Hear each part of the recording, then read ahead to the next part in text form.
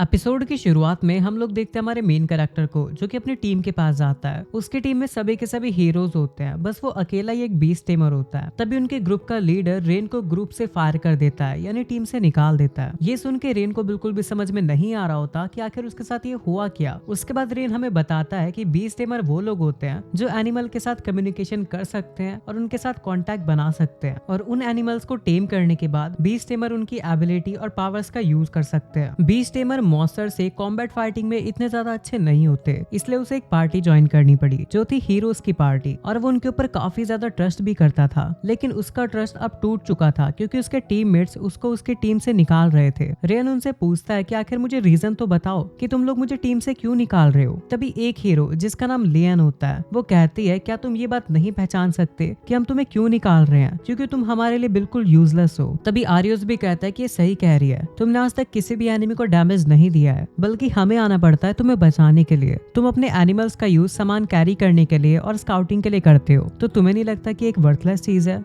तभी बाकी के टीममेट्स भी इसी बारे में बात करने लगते हैं और कहते हैं कि हमें रेन को शुरुआत से अपनी टीम में नहीं लेना चाहिए था, हमें हमेशा इसको आके बचाना होता है, और इसकी वजह से हम काफी ज्यादा पीछे हो जाते हैं। ये सुन के रेन को काफी ज्यादा बुरा लगता है। उसके बाद उसके टीममेट्स कहते हैं कि और जाने से पहले अपने सारे के सारे इक्विपमेंट्स और गियर यहीं पे छोड़ के जाना, क्योंकि वो सब हमने तुम्हें दिए थे। उसके बाद रेन बिना कुछ कहे अपने सारे गियर उतार के वहां से चला जाता है। फिर गियर आराम से टाउन पे एक चेयर के ऊपर बैठा होता है और याद करता है कि मिशंस के टाइम पे उसके सारे टीममेट्स उसकी बेइज्जती किया करते थे और उसे हमेशा कमजोर बुलाया करते थे। इससे रेन को इतना तो पता लग जाता है कि उसके टीममेट्स उसकी स्टार्टिंग से ही चिंता नहीं करते थे, जिसके बाद वो सोचने लगता है कि इन सब बातों को छोड़ो, अब इम्पोर्टेंट बात ये है कि अब मुझे क्या करना चाहिए, क्योंकि अब मेरे पास कुछ भी नहीं बचा है। रेन इस बारे में सोच रहा होता है, तभी कुछ बच्चे उसके पास आते हैं और उससे पूछते हैं कि क्या आपने अपनी जॉब को पूरा कर लिया है, अगर आपकी जॉब पूरी हो चुकी है तो क्या आप हमें वही करके दिखाएंगे। रेन इन बच्चों को इतना ज्यादा एक्साइटेड देख के काफी ज्यादा खुश हो जाता है। उसके बाद वो खड़ा होता है और आसमान की तरफ एक ईगल को देखता है और अपने हाथ को आगे करके उसे टेम कर लेता है। उसके बाद वो ईगल नीचे आती है और उनको हेलो करती है। ये चीज देख के सारे बच्चे काफी ज्यादा खुश हो जाते हैं। उसके बाद रेन कहता है कि एक टेम्पररी कॉन्ट्रैक्ट था, इसलिए मुझे इसे जाने देना चाहिए। उसके बाद रेन कॉन्ट्रैक्ट को ओवर कर देता है और ईगल को जाने देता है। तभी सारे बच्चे उदास होकर रेन से कहते हैं कि आखिरकार आपने इसे वापस क्यों भेज दिया। उसके बाद रेन कहता है कि मैंने तुमसे पहले ही कहा था कि एक टेम्पररी कॉन्ट्रैक्ट है, इस कॉन्ट्रैक्ट को बनाना काफी ज्यादा इजी है, लेकिन ये ज्यादा समय तक नहीं चलता। ये सुन के सारे बच्चे कहते हैं कि आप तो काफी ज्यादा अमेजिंग है, मैं बड़े होके बीस्ट टेमर बनना चाहता हूँ। रेन उनसे पूछता है कि तुम तो पहले कह रहे थे कि तुम एक हीरो बनना चाहते हो, लेकिन अब बीस्ट टेमर क्यों। तो बच्चे कहते हैं कि अब हमें हीरो पसंद नहीं है, हीरो काफी ज्यादा अनोइंग लगते हैं। जब हम लोग उनके पास जाते हैं तो वो हमारे साथ अच्छा बिहेव नहीं करते और इसी वजह से हम उसे पसंद नहीं करते। ये सुन के रेन को भी अब समझ में आ जाता है कि इस टाउन के मर्चेंट हीरोज को वेपन सप्लाई करना क्यों नहीं पसंद करते। तभी बच्चे कहते हैं कि तुम कितने अलग हो, तुम हमारे साथ हमेशा खेलते हो और हमारे साथ अच्छा बिहेव भी करते हो। रेन अपनी तारीफ सुन के मन में सोचता है कि अब तो और भी ज्यादा मुश्किल हो चुका है इन लोगों को बताना कि मैं अब उस टीम में से फायर्ड हो चुका हूँ। तभी एक बच्चा बोलता है कि वो बड़ा होके एक एडवेंचरर बनेगा और पूरे वर्ल्ड के अंदर ट्रैवल करेगा और काफी सारे पैसे भी कमाएगा। उस बच्चे की बात को सुन के रेन भी सोचता है कि एडवेंचरर बनना सही रहेगा, क्योंकि एक एडवेंचरर अपनी मर्जी से कुछ भी कर सकता है और उसे अपनी स्किल के हिसाब से जॉब भी लेनी होती है। अच्छा हो मैं टीम से फायर्ड हो चुका हूँ, इसलिए मुझे डीमन किंग को मारने की चिंता भी नहीं करनी पड़ेगी और अब मैं एक एडवेंचरर बन जाऊंगा। उसके बाद रेन एडवेंचर गिल्ड में पहुंचता है, जहाँ पे रिसेप्शनिस्ट उसके एडवेंचर ट्रायल को शुरू करने की बात करती है, लेकिन रेन उसको रोक देता है और कहता है कि शुरू करने से पहले क्या तुम मुझे एडवेंचरर के बारे में थोड़ा सा बता सकती हो, क्योंकि मैं यहाँ पे थोड़ा नया हूँ। तो रिसेप्शनिस्ट कहती है कि काफी सारे लोग स्टार्टिंग की इन्फॉर्मेशन पे इतना ज्यादा ध्यान नहीं देते, लेकिन अच्छा हुआ तुमने पूछ लिया, इसलिए मैं तुम्हें सबको समझा देती हूँ। उसके बाद वो रेन को सारी इन्फॉर्मेशन बता देती है कि आखिरकार उसे मॉन्स्टर को मारने के बाद उसकी रैंक कैसे बढ़ेगी।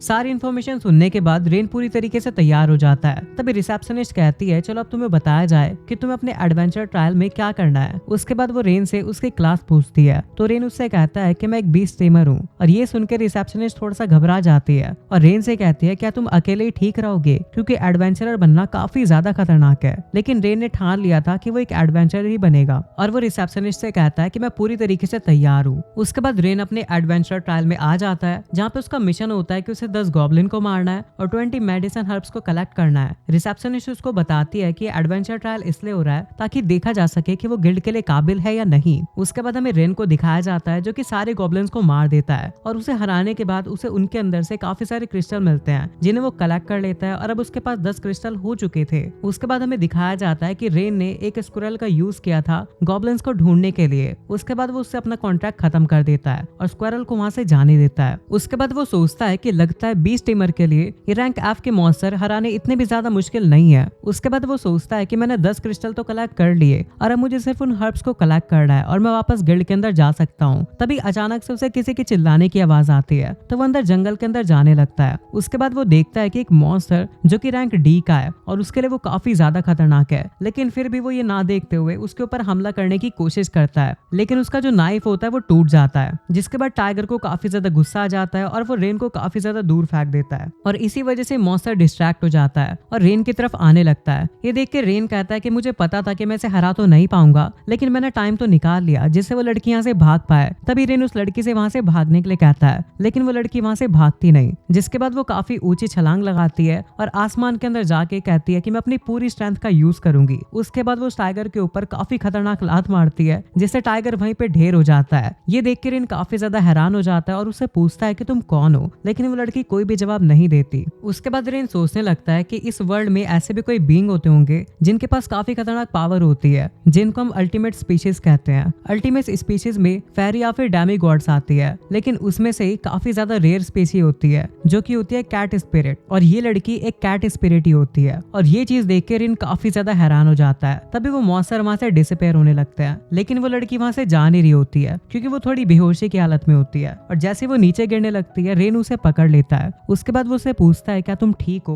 वो लड़की कहने लगती है नहीं, मुझे काफी ज्यादा भूख लग रही है। तो रेन उसे खाने के लिए खाना दे देता है। उसे खाना खाते देख रेन सोचता है कि इस लड़की की स्पीशी तो काफी ज्यादा रेयर है क्योंकि ये एक्सटेंट होने वाली है। ये मैजिक तो यूज नहीं कर सकते, लेकिन इनके पास एथलेटिक एबिलिटी काफी खतरनाक होती है और काफी ज्यादा फिजिकल पावर भी होती है, इसलिए इन्हें काफी ज्यादा अल्टीमेट जगह मिलती है इस वर्ल्ड के अंदर। उसके बाद वो लड़की खाना खा लेती है और रेन को शुक्रिया करती है खाना देने के लिए और कहती है अगर तुम मुझे खाना नहीं देते तो मुझे लगा था कि मैं मर जाती क्योंकि मैंने काफी दिनों से खाना नहीं खाया था। ये बात सुन के रेन सोचता है कि लगता है इस लड़की की हालत सच में कुछ ज्यादा ही खराब थी। उसके बाद वो लड़की रेन को अपना इंट्रोडक्शन कहती है और कहती है मेरा नाम कनाडे है और जैसा तुम देख सकते हो मैं कैट ट्राइब से हूँ। उसके बाद रेन भी अपना इंट्रोडक्शन देता है और कहता है मैं तुमसे तब मिला जब अपना एडवेंचर ट्रायल दे रहा था। ये सुन के कनाडे खुश हो जाती है और कहती है अच्छा हुआ तुम मुझे बचाने के लिए आ गए। जिसके बाद रेन कनाडे से पूछता है कि आखिरकार तुम इस जगह पे कर क्या रही थी क्योंकि तुम्हारी स्पीशी तो काफी ज्यादा रेयर है और ऐसे कॉमन से फॉरेस्ट में तुम क्या कर रही थी। ये बात सुन के कनाडे कहती है एक्चुअली मैं माउंटेन के डीप में रहा करती थी, लेकिन वहाँ पे ज्यादा लोग बचे नहीं है, इसलिए मैं काफी ज्यादा बोर हो गई और एक जर्नी पे निकली जहाँ पर मुझे तुम मिले। उसके बाद कनाडे रेन से पूछती है कि तुम्हारे बारे में बताओ। तो रेन उसे अपने बारे में सब कुछ बता देता है और कहता है कि वो 6 महीने से हीरोज की पार्टी में था। उसके बाद रेन मन में सोचता है कि मैं अपनी पार्टी के बारे में याद तो नहीं करना चाहता क्योंकि मुझे काफी ज्यादा दुख होता है, लेकिन पता नहीं क्यों ये काफी ज्यादा स्ट्रेंज है कि मैं कनाडे को सारी बातें बताए जा रहा हूँ। रेन की स्टोरी सुनने के बाद कनाडे कहती है उन हीरोज को तो शर्म आनी चाहिए, आखिरकार वो तुम्हें अपनी पार्टी से कैसे निकाल सकते हैं जबकि तुम तो इतने अच्छे पर्सन हो। रेन उससे कहता है क्या तुम मेरी स्टोरी सुनने के बाद उन पे गुस्सा हो। तो कनाडे कहती है बिल्कुल। तो रेन हंस के कहता है तुम कितनी ज्यादा स्वीट हो, लेकिन अब सब कुछ ठीक है। अगर मैं उनके लिए मुसीबत था तो शायद मैं उनकी पार्टी को और पीछे खींचता और अच्छा हुआ कि मैंने उनकी टीम को अभी लीव कर दिया है। तो कनाडे कहती है अगर तुम गुस्सा नहीं हो तो अब मैं भी उनके ऊपर गुस्सा नहीं होंगी। ये सुन के रेन खुश हो जाता है और कनाडे से शुक्रिया करके उसके सर पे हाथ फेरने लगता है। तभी रेन को रियलाइज होता है कहीं वो बुरा ना मान जाए मैं उसको टच कर रहा हूँ, लेकिन वहीं पे कनाडे को काफी ज्यादा अच्छा लग रहा होता है। तो रेन रिलीफ होके कहता है कि शायद इसको इतना भी ज्यादा बुरा नहीं लगा। उसके बाद कनाडे रेन से कहती है कि एक बात मैं तुम्हें क्लियर कर दूं कि तुम वीक नहीं हो, तुम यूजलेस नहीं हो, तुम काफी ज्यादा स्ट्रांग हो। तो रेन कहता है कि मैं सिर्फ एक बीस्ट टीमर हूँ। तो कनाडे कहती है कि तुम्हारा टैलेंट काफी ज्यादा अच्छा है और मैं पक्का कह सकती हूँ कि तुम मुझे टेम कर सकते हो, क्योंकि जिस मोमेंट मैंने तुम्हें देखा था तो मुझे फीलिंग आ गई थी कि तुम एक ऐसे पर्सन हो जो मुझे टेम कर सकता है। अगर तुम्हें नहीं पता तो मैं बता दूं कि इस पूरे वर्ल्ड में ऐसे बहुत ही कम लोग हैं जो कि मेरे जैसे कैट स्पिरिट को टेम कर सकते हैं और तुम उनमें से एक हो।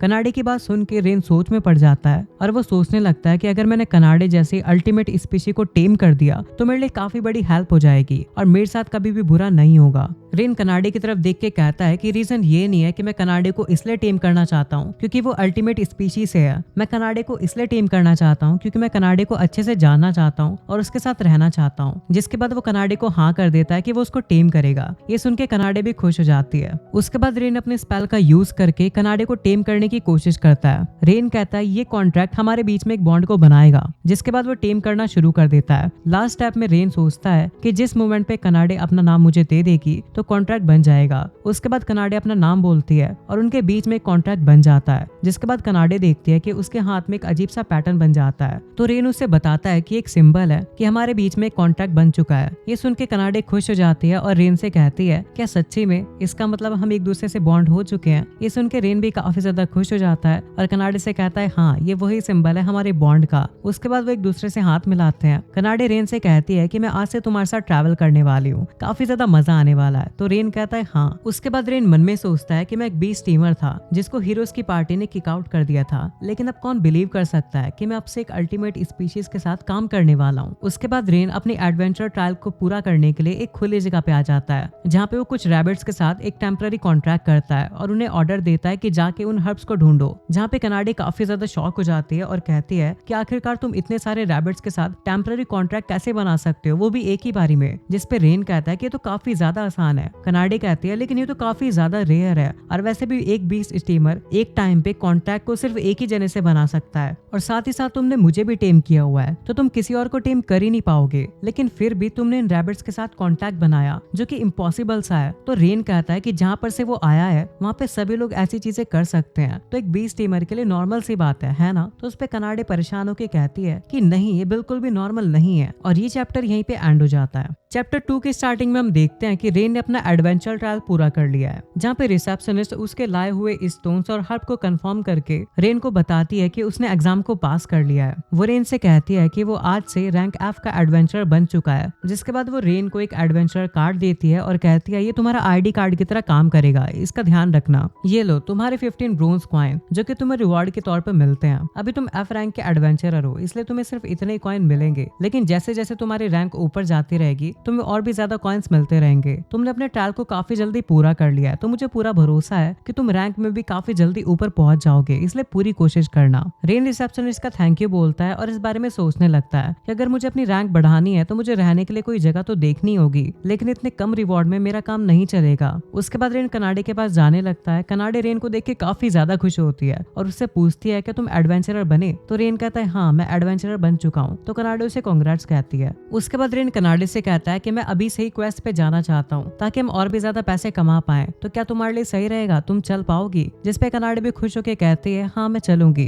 तभी वहाँ पे एक बंदा आता है जो कि कनाडे को देख के कहता है कि लड़की तो काफी ज्यादा रेयर है और वो पहचान जाता है कि कनाडे एक कैट स्पिरिट है। वो कनाडे से कहने लगता है कि पहली बार है कि मैं कैट स्पिरिट को देख रहा हूँ, आखिरकार तुम यहाँ पे क्या कर रही हो? जिसपे कनाडे उसे कहती है कि मैं तुम्हें कुछ भी नहीं बताना चाहती। तभी वो बंदा कहता है कि इतना कोल्ड होने की क्या जरूरत है, क्यों ना हम एक साथ बैठ के ड्रिंक करें, ये इससे तो अच्छा ही होगा कि तुम इस बच्चे के साथ घूमो। ये सुन के कनाडे को गुस्सा आ जाता है और वो उस बंदे से कहती है कि मेरे मास्टर का मजाक मत उड़ाओ, अगर तुम्हें नहीं पता तो ये मेरा टेमर है। तो रेन उसे बताता है कि हाँ मैं एक बीस्ट टेमर हूँ। तभी वो बंदा ये बात सुन के हंसने लगता है और कहता है कि कैट स्पिरिट को अल्टीमेट स्पीशीज माना जाता है, तो ऐसा तो कभी भी नहीं हो सकता कि एक बच्चा तुम जैसी अल्टीमेट स्पीशीज को टेम करे। कनाडे कहती है तुम इसे नहीं देख पा रहे हो क्योंकि तुम अंधे हो। रेन एक काफी अमेजिंग बीस्ट टेमर है जो कि तुमसे काफी ज्यादा स्ट्रॉन्ग है। ये सुन के वो स्माइल करके कहता है कि तो तुम कहना चाहती हो कि ये बच्चा मुझसे ज्यादा स्ट्रॉन्ग है। उसके बाद वो सामने एक टेबल लेके आता है और रेन को चैलेंज करता है स्ट्रेंथ के कॉन्टेस्ट में, और वो कनाडे को उस कॉन्टेस्ट की बैट के ऊपर रखता है, यानी जो जीतेगा कनाडे उसकी हो जाएगी। वो रेन से कहता है अगर तुम ऐसे बीस्ट टेमर हो जो कि कैट स्पिरिट को टेम कर सकता है तो तुम्हारे लिए तो काफी ज्यादा आसान होगा मेरे जैसे बंदे को हराना। रेन मन में सोचता है कि मुझे कोई भी फर्क नहीं पड़ता कि ये मेरे बारे में क्या बोलता है, लेकिन अगर मैंने यहाँ पे इससे नहीं लड़ा तो शायद वापस से कनाडे के पीछे आ सकता है। उसके बाद रेन उसके चैलेंज को एक्सेप्ट कर लेता है और वो दोनों पंजा लड़ाने लगते हैं, लेकिन जो रेन होता है वो बड़ी जल्दी और बड़ी आसानी से उसे हरा देता है और वो इतनी जोर से उसका हाथ मारता है कि टेबल के अंदर भी एक छेद हो जाता है। रेन को भी समझ में नहीं आ रहा होता कि आखिरकार ये हुआ क्या। आवाज सुन के रिसेप्शनिस्ट भी वहाँ पे आ जाती है और उस बंदे को देख के कहती है कि तुम वापस यहाँ पे आ गए। उसके बाद वो रेन से माफी मांगती है उसके बिहेवियर के लिए। वो कहती है कि इसका बिहेवियर गिल्ड को काफी ज्यादा परेशान कर रहा है, हम लोग सोच रहे हैं कि इसे गिल्ड से निकाल लेते हैं। उसके बाद वो जो बंदा होता है वो रिसेप्शनिस्ट के स्कर्ट को पकड़ लेता है, जिससे रिसेप्शनिस्ट काफी ज्यादा गुस्सा हो जाती है और वो उस टेबल को उसके ऊपर फेंक के मारती है। उसके बाद वो काफी सीरियस मूड में रेन से कहती है कि मैं काफी ज्यादा सरप्राइज हूँ कि तुम अपने पहले ही एडवेंचर एग्जाम में एक अल्टीमेट स्पीशीज के साथ कैसी बॉन्ड बना पाए। रेन और कनाडे काफी ज्यादा डर जाते हैं और उससे माफी मांगने लगते हैं, लेकिन तभी रिसेप्शनिस्ट उससे माफी मांगती है और कहती है सॉरी, मैंने अपने गलत रंग दिखा दिए थे। उसके बाद वो वापस नॉर्मल होकर रेन से कहती है कि तुमने अल्टीमेट स्पीशी को टेम किया है, इसलिए मैं तुम्हारे आगे के अचीवमेंट्स को भी देखना चाहती हूँ। उसके बाद वो उस बंदे को उठा के वहां से ले जा लेती है और रेन काफी ज्यादा कंफ्यूज हो रहा होता है कि आखिरकार हुआ क्या, मुझे तो नहीं लगता कि मेरे पास इतनी ज्यादा पावर थी। तो कनाडे रेन से कहती है क्या तुम्हें पता नहीं था, जब भी कोई टेमर किसी स्ट्रॉन्ग ट्राइब वाले के साथ कनेक्शन बनाता है तो उसकी फिजिकल स्ट्रेंथ उस टेमर को भी मिल जाती है। अब तुम्हें भी एक नॉर्मल कैट स्पिरिट जितनी फिजिकल पावर मिल चुकी है। ये बात सुन के रेन काफी ज्यादा कंफ्यूज लग रहा होता है और कहता है ये बात तो मैंने कभी सोची भी नहीं थी। तो कनाडे कहती है क्या तुम्हें इस बारे में नहीं पता था? तो रेन कहता नहीं, मेरे होम टाउन में आज तक किसी ने भी किसी अल्टीमेट स्पीशी के साथ कांटेक्ट नहीं बनाया, इसलिए मुझे इस बारे में नहीं पता। कनाडे कहती है इस बात को छोड़ो, मुझे काफी ज्यादा खुशी हुई कि तुमने मुझे बचाने की कोशिश की। ये बात सुन के रेन भी थोड़ा सा शर्माने लगता है। उसके बाद में कनाडे रेन से कहती है चलो आज हम थोड़े से काम करके आते हैं। नेक्स्ट सीन में हम लोग देखते हैं कि वो लोग हर्ब्स तोड़ रहे होते हैं। कनाडे कहती है कि हम लोग दोबारा से हर्ब्स क्यों तोड़ रहे हैं, हम तो एडवेंचरर बन चुके हैं ना, तो हमें तो किसी मॉन्स्टर को मारना चाहिए। तो रेन उसे कहता है कि अभी हम लोग ऐसा नहीं कर सकते क्योंकि अभी हम लोग काफी लोएस्ट रैंक पे हैं, इसलिए अभी हमें ऐसे सिंपल से क्वेस्ट ही पूरे करने पड़ेंगे। तभी रेन को कुछ रैबिट्स दिखाई देते हैं जिसको देख के वो कहता है कि मैं समझ गया। वहीं हम कनाडे को देखते हैं जो कि सोच रही होती है कि वो काफी मेहनत करेगी और काफी सारी ग्रास को निकाल देगी, लेकिन वो पीछे मुड़ के देखती है कि रेन ने रैबिट्स की मदद से सारे हर्ब्स को कलेक्ट कर लिया और क्वेस्ट पूरा हो चुका है। ये देख के वो परेशान हो जाती है और कहने लगती है कि मैं रेन की फैमिलियर हूँ, बल्कि ये रैबिट्स तो सिर्फ टेम्पररी कॉन्ट्रैक्ट है और मैं काफी ज्यादा यूजलेस हूँ इनके सामने। तो रेन कनाडे से कहता है कि अभी के लिए तो हमारी क्वेस्ट पूरे हो चुके हैं, तो चलो अभी हमें वापस से गिल्ड में जाना चाहिए। तभी कनाडे को किसी की आवाज सुनाई देती है और वो रेन के साथ जाने लगती है।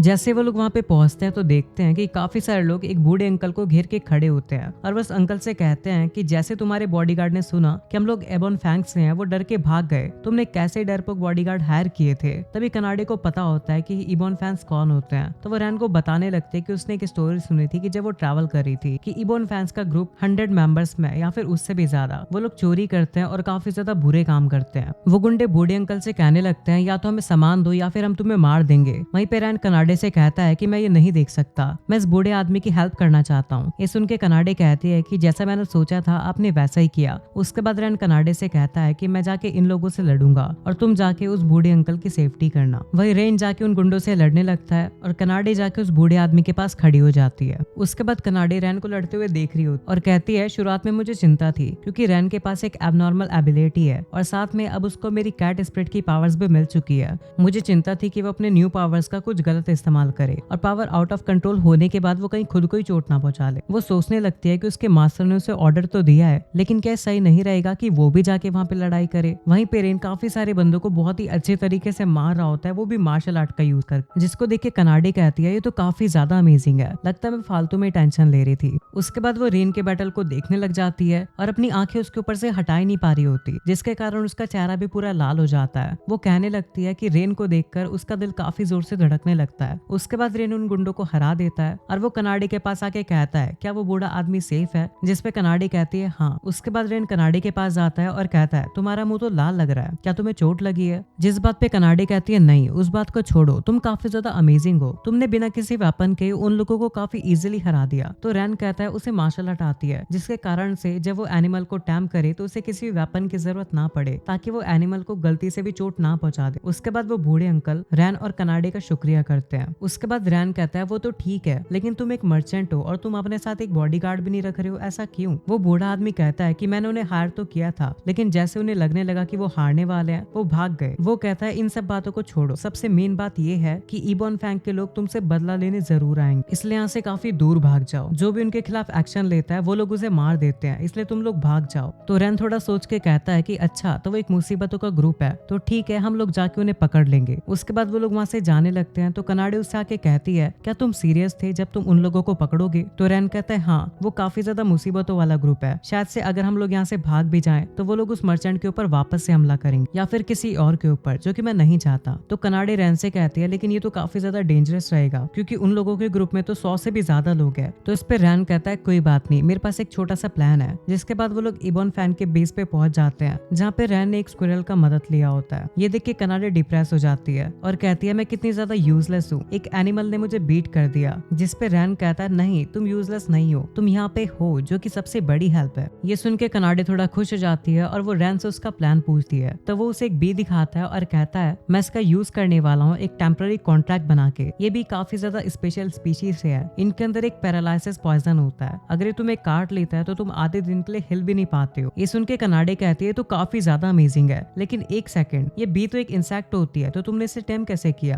तो रैन कहता है क्या तुमने इंसेक्ट टैमर के बारे में सुना है? इंसेक्ट टैमर की जॉब भी बीस्ट टैमर की तरह ही होती है, और जब मैं अपने होम टाउन पे था तो मैंने इंसेक्ट टैमर की भी थोड़ी सी ट्रेनिंग की थी, लेकिन मैं अभी भी उसमें परफेक्ट नहीं हूँ। ये सुन के कनाडे कहती है तुम अभी से 2 जॉब कर पा रहे हो, जो कि काफी ज्यादा सरप्राइजिंग है। उसके बाद रेन कहता है कि वो अपनी बीस से इन लोगों के ऊपर अटैक करेगा, और वो कनाडे से पूछता है क्या वो सिटी से जाके रीइंफोर्समेंट ला सकती है? तो कनाडे कहती है नहीं, वो रेन को सारा डेंजरस काम नहीं करने देगी। उसके बाद वो काफी दुखी फील करती है और कहती है क्या वो सच में यूजलेस है? जिस पे रेन कहता है नहीं, मैंने तुमसे पहले भी कहा था कि तुम यूजलेस नहीं हो। तो कनाडे कहती है ठीक है, तो तुम्हारा रीइंफोर्समेंट से मतलब क्या है? तो रेन कहता है हमें यहाँ पे 100 से ज्यादा लोगों को पकड़ना है, इसलिए तुम जाके सिटी में से नाइट्स को बुला लाओ। उसके बाद रेन बताता है कि नाइट्स वो लोग होते हैं जिन्हें सिटीज हायर करती है ताकि वो सिटीज के अंदर शांति बनाए रख सके। तो अगर तुम उन्हें बताओगे कि तुम गुंडे से लड़ रहे हो तो वो जरूर आएंगे हमारी हेल्प करने। जिस पे कनाडे कहती है ठीक है, लेकिन अपना ध्यान रखना। जिस पे रेन कहता है ठीक है, अगर मुझे डेंजर फील होगा तो मैं वहां से भाग जाऊंगा और मैं तुमसे प्रॉमिस करता हूँ। उसके बाद कनाडे वहां से चली जाती है और तभी वहां पे काफी सारी बीज आ जाती है,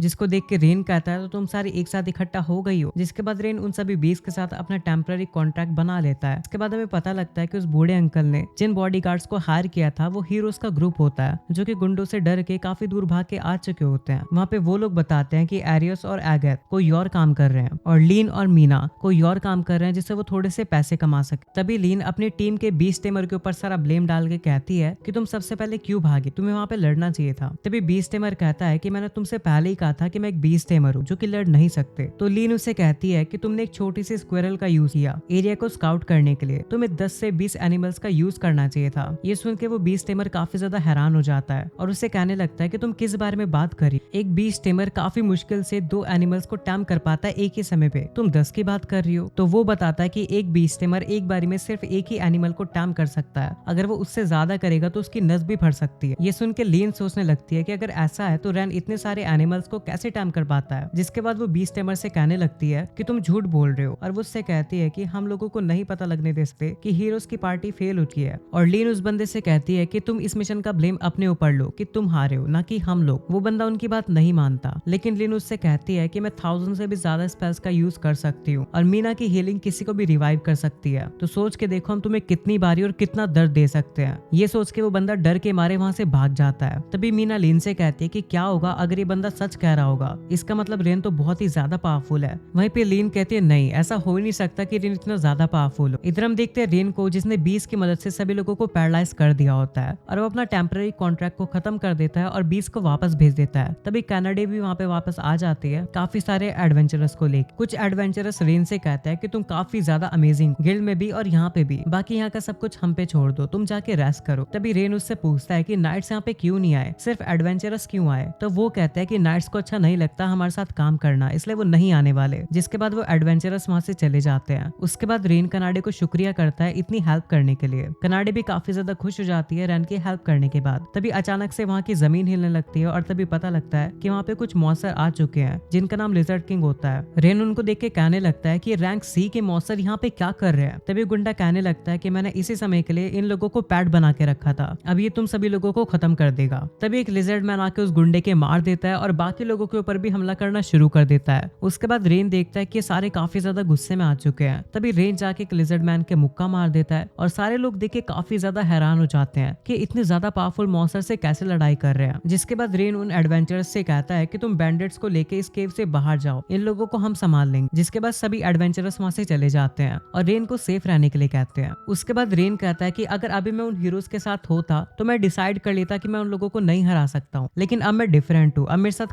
कनाडे है, उसके बाद वो लिजर्ड मैन को हरा देते हैं और वो काफी ज्यादा खुश हो जाते हैं। उसके बाद हमें एडवेंचरस को दिखाया जाता है जो कि बाहर उन लोगों का वेट कर रहे होते हैं, लेकिन काफी टाइम बीतने के बाद भी वो लोग बाहर नहीं आ रहे होते हैं, इसलिए वो काफी ज्यादा चिंता कर रहे होते हैं। लेकिन अचानक से रेन और कनाडे बाहर आ जाते हैं, जिससे वो सारे एडवेंचरस उन्हें चारों तरफ से घेर लेते हैं और उन्हें काफी ज्यादा शाबाशी देने लगते हैं। तभी रेन काफी ज्यादा खुश लगता है और कहता है कि सभी लोग मुझे एक्सेप्ट करते हैं, मैं एक ऐसा पर्सन जिन्हें हीरोज ने यूजलेस समझ के निकाल दिया था। रेन कनाडे की तरफ देख के कहता है कि कनाडे ना मेरी फैमिलियर है ना एक अल्टीमेट इच्छी है, वो सिर्फ मेरे लिए कनाडे है। उसके बाद वो कनाडे को शुक्रिया कहता है और कहता है कि मुझे लगता है कि जब तक मैं कनाडे के साथ हूँ मुझे लगता है कि मैं सब कुछ कर सकता हूँ। रेन की ये बात सुनने के बाद कनाडे भी काफी ज्यादा खुश हो जाती है और ये चैप्टर यहीं पे एंड हो जाता है। चैप्टर 3 की स्टार्टिंग में हम देखते हैं रेन और कनाडे एक इन के अंदर आ जाते हैं, जहाँ पे कनाडे काफी ज्यादा खुश हो जाती है क्योंकि फाइनली उसे एक बेड मिल चुका है। लेकिन रेन वहाँ पे काफी ज्यादा घबराया हुआ होता है। तभी इन की ओनर आके कहती है कि तुम दोनों काफी ज्यादा एंजॉय करना। ये बात सुन के रेन कहता है ये तुम कैसी बातें कर रही हो। उसके बाद रेन हमें बताता है कि इबॉन फैंग को हराने के बाद गिल्ड ने रेन को काफी बड़ा अचीवमेंट के तौर पे एक स्पेशल प्रमोशन दिया है, जिसमें रेन को रैंक एफ के एडवेंचरर से रैंक ई का एडवेंचरर बना दिया गया है और उसे काफी सारा रिवॉर्ड भी मिला है। और उस रिवॉर्ड का यूज करके उन्होंने टाउन में जाके काफी सारे न्यू इक्विपमेंट्स भी खरीदे हैं और रात के टाइम पे काफी अच्छा लग्जरी डिनर भी किया। लेकिन जिसके बाद वो इनके अंदर जाने लगते हैं तो इनकी ओनर उन्हें बताती है कि आज रात सिर्फ एक ही रूम खाली है। तो रेन कहता है ठीक है, मैं किसी और इन में जाके ट्राई करूंगा। लेकिन इनकी ओनर जबरदस्ती उन्हें वो रूम दे देती, जिसके बाद रेन और कनाडे अपने रूम में आ जाते हैं। रेन सोचने लगता है कि आखिरकार हम एक ही रूम में कैसे सोएंगे। उसके बाद वो कनाडे को बताता है कि मैं इस रूम से जा रहा हूँ, मैं बाहर की साइड जाके कैंपिंग कर लूंगा। तो कनाडे काफी ज्यादा परेशान होते हुए कहती है कि क्यों, क्या हुआ। तो रेन शर्माते हुए कहता है कि मैं उसे सेम रूम में नहीं रह सकता जहाँ पे एक लड़की सो रही। तो कनाडे कहती है मुझे तो कोई दिक्कत नहीं है तुम्हारे साथ सोने में, हाँ मैं थोड़ी सी एम्बेरस जरूर हूँ, पर मैं जानती हूँ कि तुम उस तरह के लड़के नहीं हो, इसलिए मैं तुम्हारे साथ कंफर्टेबल हूँ।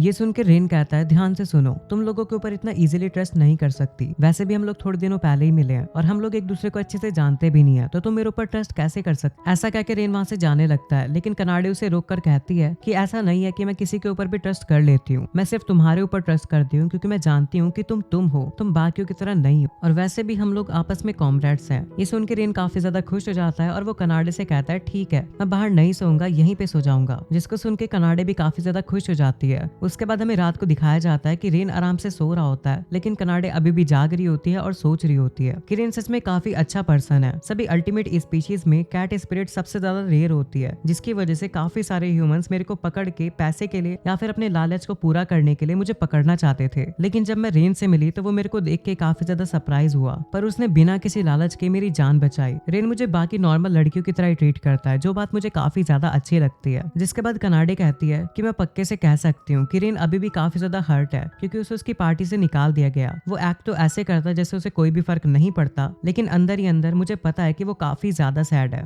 और मैं चाहती हूँ कि मैं रेन के उन सभी वुंड्स को हील कर सकूं। मैं रेन को हमेशा स्माइल करता हुआ देखना चाहती हूँ। उसके बाद कनाडे प्रॉमिस करती है कि वो हमेशा रेन के साथ ही रहेगी। उसके बाद हमें दिखाया जाता है कि रेन और कनाडे को मिले हुए अभी एक हफ्ता हो चुका है और उनकी जॉब काफी अच्छी चल रही है। उसके बाद वो लोग गिल्ड में पहुंचते हैं, जहाँ पे रिसेप्शनिस्ट उन्हें स्ट्राइड ब्रिज के गार्ड डॉग के बारे में बताती है। रिसेप्शनिस्ट उन्हें बताती है कि ब्रिज के ऊपर एक ऐसा गुंडा है जो कि वहाँ पे ब्रिज पे जाने वाले सभी लोगों से लड़ता है। अच्छा, उसने आज तक किसी को भी जान से नहीं मारा और जब भी वो बैटल जीत जाता है तो वहाँ से भाग जाता है और उसी गुंडे की वजह से कोई भी उस ब्रिज को यूज नहीं कर पा रहा है। उसके बाद वो रेन से कहता है क्या तुम इस जॉब को एक्सेप्ट करोगे। तो रेन उससे पूछता है कि क्या रैंक ई का एडवेंचर भी इस जॉब को कर सकता है। तो रिसेप्शनिस्ट बताती है कि इस जॉब को कोई भी रैंक का एडवेंचर कर सकता है और जो भी इस बंदूक के सबसे पहले हराएगा उसे काफी अच्छा प्राइज मिलेगा, 5 गोल्ड के पीसेस। ये सुन के रेन काफी ज्यादा चौंक जाता है और रिसेप्शनिस्ट से कहता है कि ठीक है, मैं इस जॉब को करूंगा। उसके बाद हम लोग देखते हैं कि रेन और कनाडे उस ब्रिज के ऊपर पहुंच जाते हैं। कनाडे रेन से कहती है कि ब्रिज तो सच में काफी ज्यादा बड़ा है। तो रेन बताता है कि ब्रिज ही ऐसा तरीका है जिससे सेंट्रल कॉन्टिनेंट से साउदर्न कॉन्टिनेंट पे जाया जा सकता है। वहीं पे कनाडे ब्रिज को देख के काफी ज्यादा एक्साइटेड हो रही होती है क्योंकि उसने आज तक ऐसा ब्रिज कभी नहीं देखा होता। उसके बाद कनाडे रेन से पूछती है कि आखिरकार वो गार्ड डॉग कैसा पर्सन होगा। तो इस बात पे रेन सोचने लगता है कि अभी तक गार्ड डॉग से लड़ने के बाद कोई मरा तो नहीं है। मैं उन लोगों के पास गया तो था जिन लोगों ने गार्ड डॉग से लड़ाई की थी, लेकिन उन लोगों ने कुछ भी बताने से मना कर दिया, बल्कि उन लोगों ने तो अपना मुंह तक नहीं खोला, जिसकी वजह से मुझे गार्ड डॉग के बारे में कोई भी इन्फॉर्मेशन नहीं मिली। इसलिए रेन कहता है कि जो हमारा एनिमी है वो बिल्कुल अननोन है, इसलिए मुझे पूरी तरीके से अपनी सुरक्षा पे ध्यान देना होगा। उसके बाद कनाडे रेन को आसमान में देखने के लिए कहती है तो उन्हें आसमान में काफी बड़ा ड्रैगन दिखता है। वो ड्रैगन भी उनको देख लेता है और उनके ऊपर हवा मारता है। हवा हटने के बाद पता लगता है कि सामने उनकी एक लड़की खड़ी होती है जो कि उनको चैलेंज कर रही होती है उनसे लड़ने के लिए। वहीं पे रेन काफी ज्यादा कंफ्यूज हो जाता है कि ये लड़की वही ड्रैगन है। तभी वो ड्रैगन गर्ल उनसे कहती है क्या तुमने सुना नहीं, मुझसे लड़ाई करो। रेन कहता है लेकिन उससे पहले तुम मुझे ये बताओ कि क्या तुम वही गार्ड डॉग हो जो कि इस ब्रिज के ऊपर आने वाले सभी लोगों से लड़ाई कर रही है। जिसपे वो कहती है कि गार्ड डॉग निकनेम मुझे पसंद तो नहीं आया, लेकिन हाँ मैं वही हूँ। उसके बाद वो बताती है कि उसका नाम तानिया है और वो एक अल्टीमेट स्पीसीज से है ड्रैगनॉइड्स, और वो इस ब्रिज का यूज ट्रेनिंग के लिए कर रही है। ये सुन के कनाडे रेन को बताती है कि ड्रैगनॉइड्स का एक लॉ होता है, जब वो 15 साल की हो जाती है तो वो एक जर्नी पे निकल जाती है जहाँ पे उन्हें काफी ज्यादा स्ट्रॉन्ग होके आना होता है, और शायद ये इस ब्रिज का इसलिए यूज कर रही है स्ट्रॉन्ग बनने के लिए। ये सुन के तानिया कनाडे से कहती है कि तुम्हारा नॉलेज तो कमाल का है, और कहती है कि हाँ मैं तुम्हारे जैसे एक स्ट्रॉन्गेस्ट पर्सन को ढूंढ रही थी लड़ने के लिए। एक फर्स्ट रेट का एडवेंचरर और एक कैट स्पिरिट मेरे लिए काफी अच्छी ओपोनेंट होगी मेरी स्ट्रेंथ बढ़ाने के लिए। मैं चाहती हूँ कि तुम मुझसे 2-on-1 फाइट करो,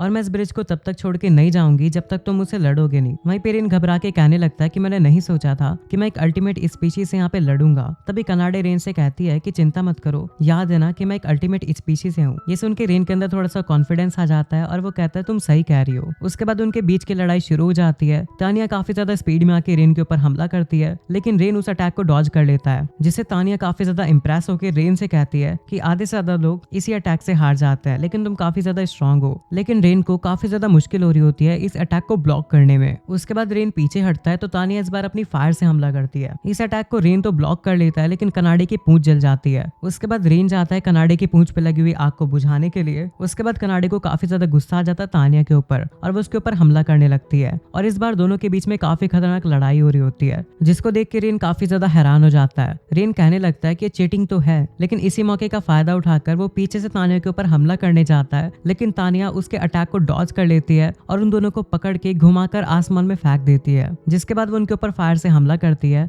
धुआं हटने के बाद पता लगता है कि उन दोनों ने एक दूसरे को अपने पैर से पुश करके उस हमले से बच चुके होते हैं। इसी वजह से तानिया उनसे काफी इंप्रेस होकर कहती है कि अब तक कोई भी मेरे से इतनी देर नहीं लड़ा है, और मुझे अब और भी ज्यादा मजा आ रहा है तुमसे लड़ने में। तभी रेन कहने लगता है कि वाकई में तानिया काफी ज्यादा पावरफुल है, मैं पागल था जो ये सोच रहा था कि मैं इसे कॉम्बैट लड़ाई में इसे हरा दूंगा। उसके बाद वो कहता है कि मुझे लगता है कि अब मुझे एक असली बीस्ट टेमर की तरह लड़ना चाहिए, और वो कनाडे से कहता है क्या तुम मुझे 3 से 5 मिनट दे सकती हो, क्योंकि मेरे पास एक प्लान है। तो कनाडे भी मान जाती है और रेन वहां से जाने लगता है। तभी जो कनाडे होती है वो तानिया से लड़ने लग जाती है। वहीं पे रेन जाके कोने में एक चीज फोकस करने लगता है। तब पता लगता है कि ऊपर जाते वक्त रेन ने एक चिड़िया को देखा था जिसको उसने अब टेम कर लिया था। वो चिड़िया से कहने लगता है क्या तुम अपने सभी दोस्तों के यहाँ पे ला सकती हो, जिस पर वो चिड़िया मान जाती है। उसके बाद रेन तानिया और कनाडे की फाइट के बीच में पहुंचता है, तो तानिया रेन से कहती है क्या अब मैं तुमसे लड़ने वाली हूँ, जिस पर रेन कहता है नहीं मुझसे तो नहीं, लेकिन तुम इनसे लड़ो। तभी वहाँ पे काफी सारी चिड़िया आ जाती है और उसे चोंच मारने लगती है। तानिया कहने लगती है इससे दर्द तो नहीं हो रहा है, लेकिन ये काफी ज्यादा इरिटेटिंग है।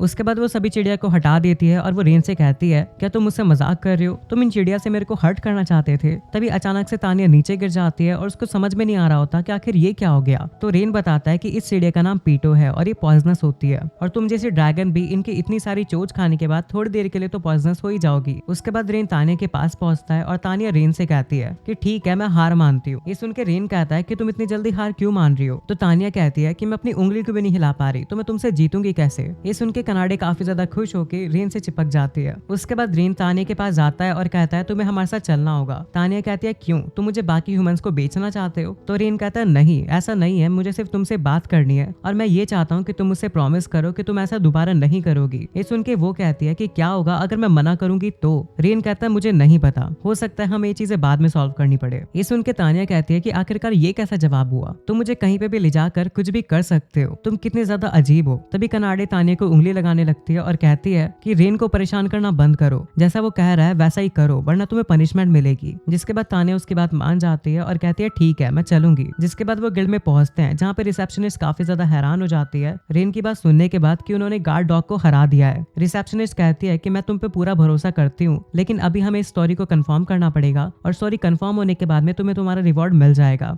जिसके बाद वो उनसे कहती है कि एक बात बताओ, आखिरकार तुम्हारे पीछे लड़की कौन है जिसके पास एक टेल और हॉर्न भी है। रेन घबरा जाता है और कहता है ऐसा नहीं है, ये एक ह्यूमन है, इसने बस एक कॉस्ट्यूम डाल रखी है। तभी तानिया कहती है कि तुम मेरा इंट्रोडक्शन मत दो, मेरा इंट्रोडक्शन मैं खुद ही दे दूंगी। तभी रेन उसे बीच में से आके रोक लेता है और वो उसे गिल्ड में से ले जा लेता है। उसके बाद वो टाउन में घूमने लगते हैं और वो तानिया को बताने लगते हैं कि किसी को भी मत पता लगने देना कि तुम ही वो गार्ड डॉग थी, वरना यहाँ पे सभी लोग पैनिक करने लगेंगे। लेकिन जैसे रेन पीछे देखता है तो वो देखता है कि तानिया सभी लोगों को बता रही होती है कि आखिरकार रहा वो है कौन, लेकिन रेन वापस से आके उसे रोक लेता है। उसके बाद वो तानिया को लेके खुले से गार्डन में आ जाते हैं और उसे कहने लगते हैं कि हमने तुम्हें कहा है ना कि तुम किसी को भी अपने बारे में पता लगने नहीं दोगी। तो तानिया रेन से माफी मांगती है और कहती है मैं भूल गई थी, मुझे माफ कर दो। उसके बाद वो तानिया से कहता है कि तुम्हें ये करना चाहिए कि तुम इस टाउन से काफी ज्यादा दूर चली जाओ, क्योंकि शायद से टाउन से दूर लोगों को गार्ड डॉग के बारे में इतना नहीं पता होगा, तो तुम वहाँ पे सेफ रहोगी, लेकिन प्रॉमिस करो तुम ऐसा दोबारा कभी नहीं करोगी। तो कनाडे रेन से पूछती है कि आखिर उन लोगों का क्या हुआ जो तानिया से लड़े थे और तानिया के बारे में कुछ भी नहीं बता रहे थे,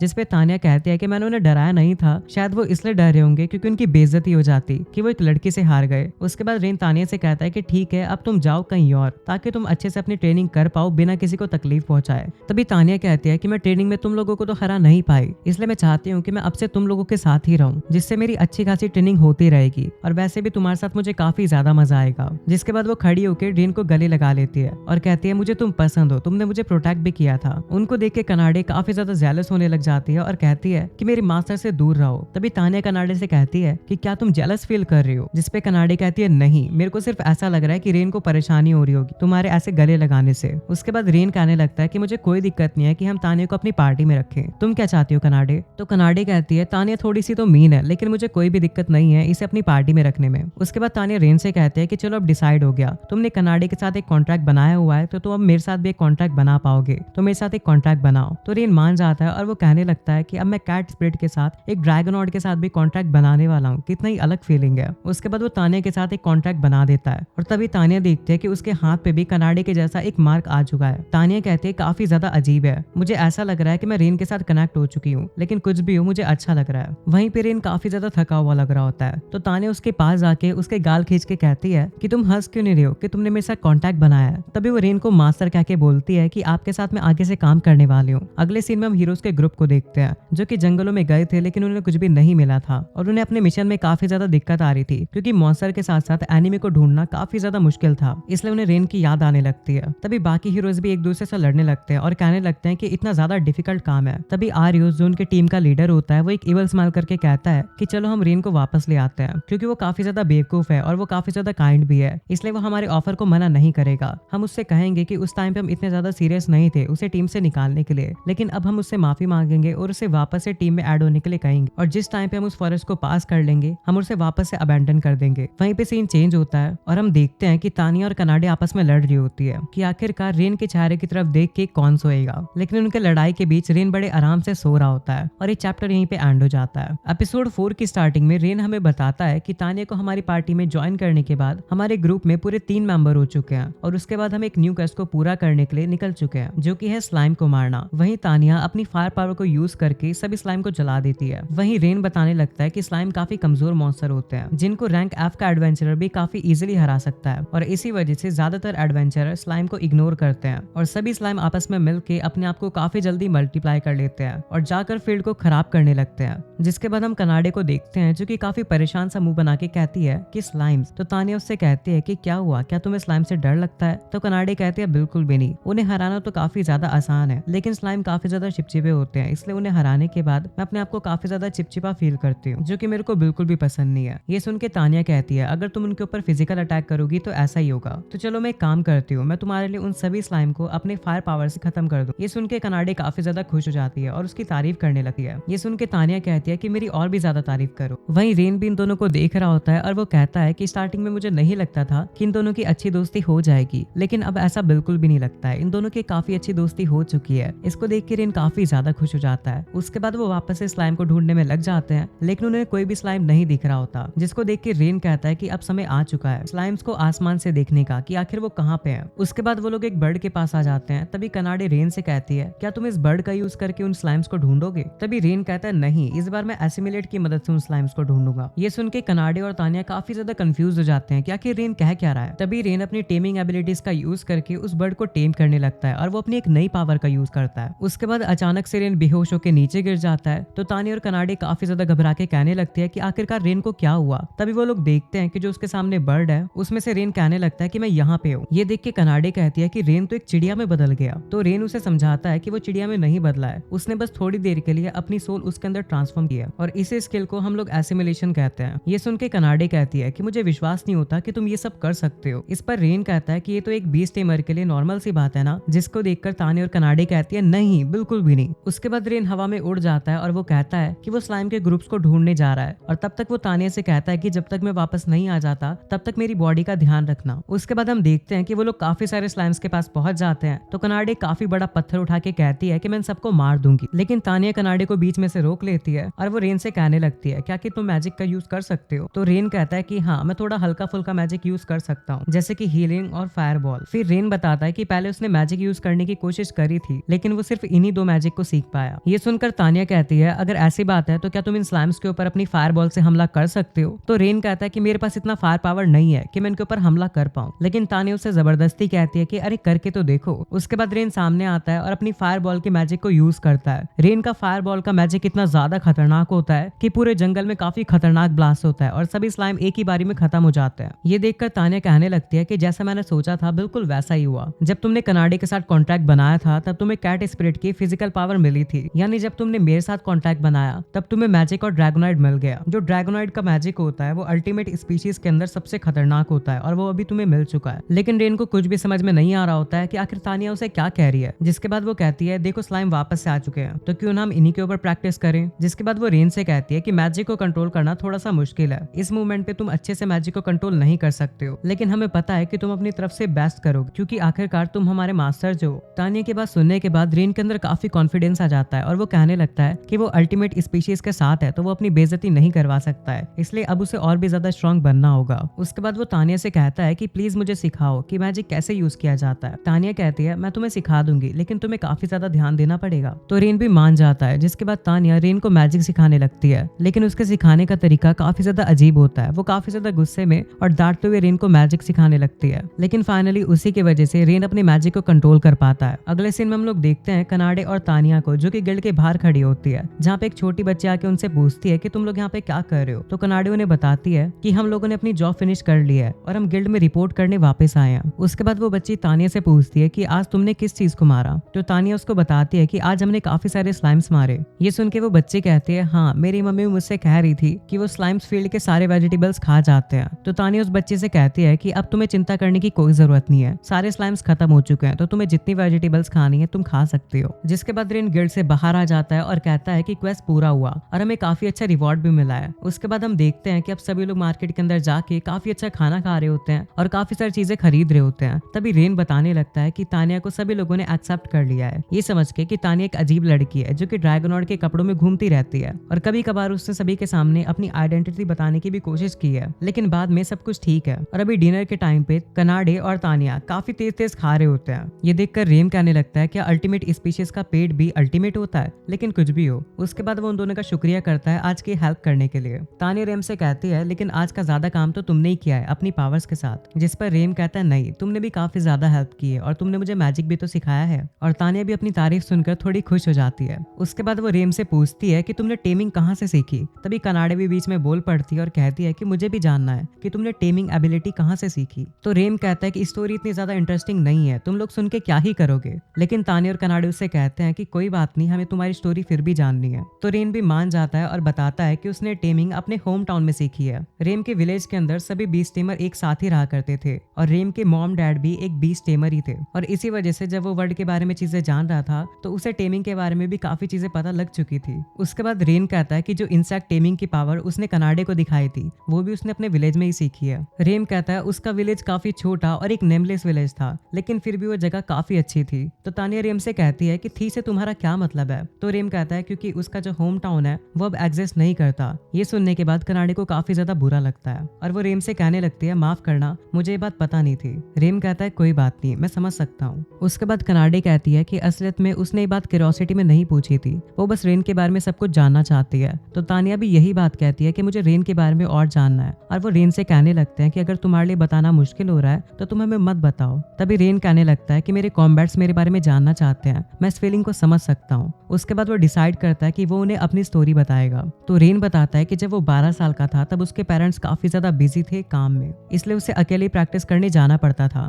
रेन शाम तक प्रैक्टिस करता रहता था, तभी उसे रियलाइज होता है कि उसके विलेज के अंदर एक ऑरेंज कलर की रोशनी आ रही है। तो वो जल्दी से जाके देखता है तो उसे पता लगता है कि उसके विलेज के अंदर आग लगी हुई है और सब कुछ खराब हो चुका है। रेन कहता है कि उसके विलेज के अंदर मॉन्स्टर्स ने हमला कर दिया था जिसकी वजह से सभी लोग मारे गए और अकेला वो ही सर्वाइव कर पाया था। जिसके बाद उस जगह पे कुछ एडवेंचरर आए जो कि मुझे देखकर अपने साथ ले गए। उसके बाद मैं उस एडवेंचरर के लिए काम करता रहा। मैंने सब कुछ किया ताकि मैं सरवाइव कर पाऊं और ऐसे ही मेरी लाइफ चलती जा रही थी। लेकिन एक दिन मुझे आर्यस और उसका ग्रुप मिला और वो सभी हीरोज थे। कोइंसिडेंटली वो सभी लोग भी एक मेंबर को ढूंढ रहे थे, तो उन लोगों ने मुझे इन्वाइट किया और मैंने भी उनके ऑफर को बिना सोचे समझे एक्सेप्ट कर लिया। लेकिन काफी जल्दी मुझे रियलाइज हो गया था कि वो लोग सिर्फ मेरी पावर्स को यूज कर रहे हैं और जब मैं उनके काम का नहीं रहा तो उन लोगों ने मुझे अपनी टीम से बाहर निकाल दिया। तभी रेन कहता है माफ करना, ये स्टोरी काफी ज्यादा डिप्रेसिंग होती जा रही है। तभी कनाडे उसका हाथ पकड़ लेती है और उससे कहती है कि मुझे हमेशा से स्ट्रेंज फील होता है जब तुम उन बैंडिट्स को पकड़ रहे थे या फिर उन किंग लिजर्ड से लड़ाई कर रहे थे, और तब भी जब तुमने मेरी जान बचाई थी।